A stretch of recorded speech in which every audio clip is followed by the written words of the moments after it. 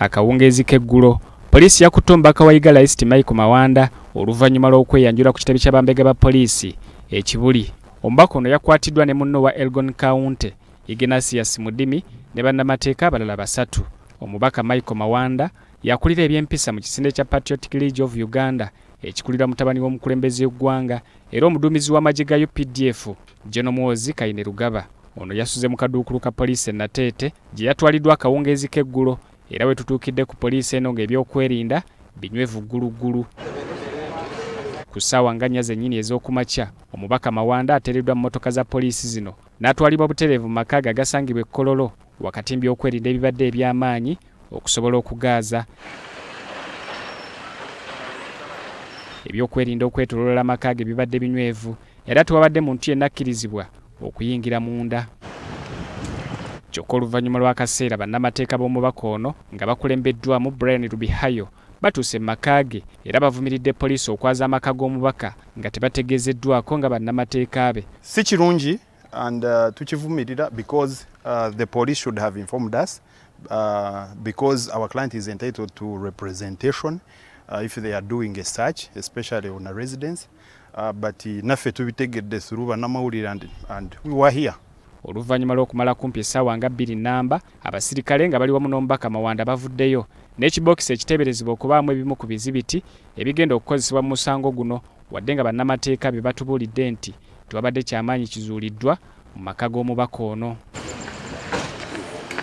Kyemulabye mu black case, that's an investigation kit y'abapoliisi mwe mubeera equipment yonna gye bakozesa, so it has nothing to do with him. Ekisawo ekya black, no, it's not. It's white.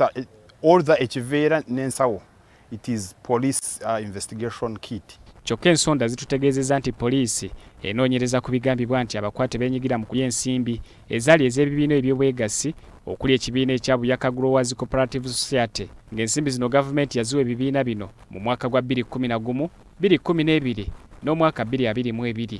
Omubaka ali bulungi, bazze ne bakebera. Of course tewali kiriyo because n'emisango gye boogerako nakyo tegiriyo, byonna bye muwulira tebiriyo, so naye ali mu mbeera nnungi. Omubaka bw'aggiddwa mu maka gaziddwayo mu kaduukulu ka poliisi e Nateete era we tukoledde eggulire lino nga tewali musango omutongole gwamuguddwako kyokka nga kisuubirwa nti wakusimbibwa mu maaso g'omulamuzi wa kkooti ewozesa abalyake mu Kampala essaawa yonna. Bye tuwulira tebiriyo, tuwulira oluvuuvu mwanammwe nga bwe mbuwulira. Nefe tumanyi he's innocent, plainly innocent, and tulinze tugende mu kooti, we prove and we show oba baleeta obujulizi bwe balina. Omubaka Michael Mawanda yeegasse ku babaka okuli Cissy Namuju, omubaka omukyalo wa disitulikiti y'e Lwengo, Power Kamba n'omubaka Yusuf Mutembuli abakwatibwa eddera ne bagulibwako emisango egyekuusa ku buli bw'enguzi, kyokka ng'omubaka wa Elgon County Ignatius Mudimi ekifo gy'akuumirwa tekinnategeerekeka. Zubairi Luwalira, BBS Terefayina, Gambuuze. Otyo mawulire Gambuuze g'okyalaba okyali ku BBS Terefayina bo ababaka abali emabega w'enteekateeka y'okukungaanya emikono